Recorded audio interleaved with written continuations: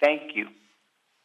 I have been struggling very hard to be included in this process as a person with disability. I emailed DPW on November 5th, December 12th, December 16th, December 19th, trying to get a call-in number. Eventually, December 20, Nancy Soraya said I would get a call-in number before the meeting. That didn't happen. I had to email again on January 17th, get a call-in number. All the pictures for these trees heard today were removed on the public website that I had to fight for a year to get DPW to make for people with disabilities. The pictures were removed without notice to me or other disabled people, so we can't participate fully. No one told me about the slides that I needed to request, and that is another serious access issue to be included in the decisions today. These are just a couple examples of many ADA disability access problems with this procedure. I did message about these trees. They're fruit trees, beautiful fruit trees, and apple and loquat with no health problems, as DPW states. I think it's really strange the city is paying money to cut down healthy fruit trees because they try to claim they're dangerous. Construction can be done to work with and around the trees instead of destroying our healthy trees in the city. Go ahead, sir. I would love to discuss more about the other trees today, but they're all removed from the website. I wish I could make comments on the slides, but I don't have access to them. So I cannot say much more today in defense of my case. I urge DPW directors and people to do a better job of including people with disabilities. My name is Zach Carnazes, Karnazes.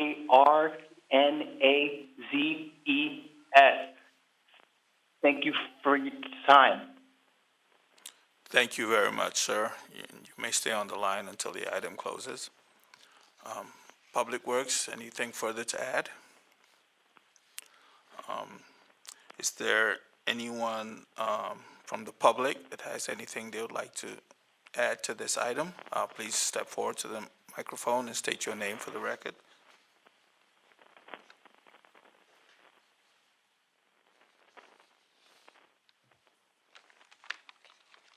Hi, my name is Doris. Put the mic to you. Yeah, thank you.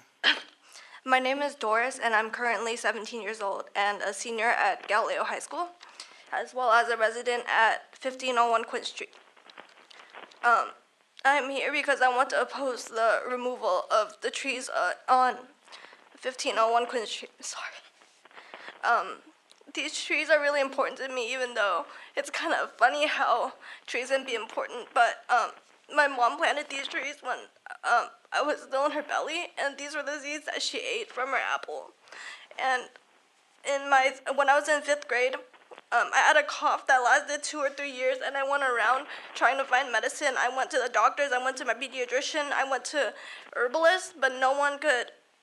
It just seemed like it didn't cure. But then we went around, and they said that the fruit from the loquat trees and the leaves, when you made a soup out of it, it could like cure your throat, especially with your sinuses, I think. And I drank that, and for after a few months, I just magically healed. And not only this, but it also helped my family and people who are close to us. And this fruit is actually pretty rare to find in San Francisco, and and even if you do find it, it's actually really expensive, and it's really hard to afford, especially in the neighborhood I live in. And because the Bayview is in such a food desert, and it's really difficult to find food without traveling far. It's really beneficial for us to have these trees right in our backyard that we can just pick. I'm sure that the Palu Street Improvement Project is very important and may or may not create the change we need in this community, but from the research I have found, I don't think that it's necessary to cut down these trees just for this project, and that I'm pretty sure that people in our community do oppose this cul-de-sac because I have people drive me home all the time. No one's confused about how to take me home, and people know. Our neighbors they've seen this. They've gone to hearings, and none of them agree with this and think that it's a good idea. That's basically it. Thank you. Anyone else from the public wish to speak?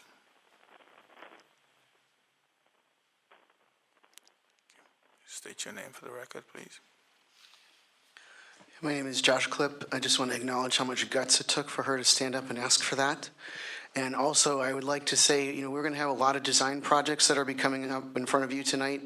And I would just like to challenge everybody in this room who has any power to control those to start working on projects that incorporate our natural environment rather than cut it down and start all over again. Our world is not in a position to continue to be doing that. We need to keep as many healthy, established, mature trees in San Francisco as possible. We already have the worst canopy of any major city in the United States. We cannot afford to keep doing design like this. Thank you.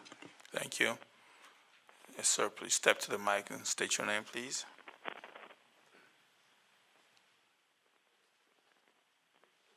Hello, my name is Bill Bulkley. I hope I can make my speech now. I'm the landscape architect on this project. I work for Public Works. I know it's a little out of Yes, depth. go ahead. Thank you. I don't want to address the issue with the caller about his public information. That's an issue. But in terms of the overall project, it is a safety project. However, we also are planting over 100 trees, more trees than we're taking out. So we're 100 more trees to the project. The cul-de-sac design, there's a very large fear that people are not even going to respect that, or they're going to blow through it either on purpose or accidentally. And so that ring of trees is actually a very precise barrier, including a whole new ring of trees, bollards, street lights, and groundscape planting. So it provides another area of security so that cars might not jump the curb to get through that five-way intersection. So the safety of the intersection is greatly improved by making it a four-way, and this circle of planting is that barrier. And by doing that, for ADA access, for 6 feet clearance minimum for a new project, that's was the reason behind that. So we weighed keeping that planting there. It's a very beautiful little garden. It is in the public right-of-way. This is a higher benefit, I believe. All right. So is those additional ring of trees you talked, could they have been shown in this little design here that they're not included in what's currently on the screen? Yes, so I see the 5. They were talking about that The horseshoe. horseshoe. Those Right. are individual trees. So each one of that is an individual new tree. And you mentioned additional trees and bollards. Then in That would be between a those, each one of those trees is either a bollard or a pedestrian light. So that in itself makes a bit of a barrier between I see. between the trees and those structures for cars to know that they can't go through there. I see. Okay. Thank you. Thank you. Okay. Thank you. Anyone else from the public wish to speak? Kathleen McCowan. In an effort to resolve some of this, my understanding is that while 6 feet are preferred, the law only requires 4 feet, and it might accommodate these trees, or at least relocate them. That's all. Thank you. Thank you. Anyone else from the public wish to speak on this matter? Does the appellant, are you still on the line, sir? Do you have anything further to add? Thank you for making the call-in line. I wish I could speak about the slides and the other trees today, but I can't because I don't have access. Thank you. And my name is Zach Carnazes.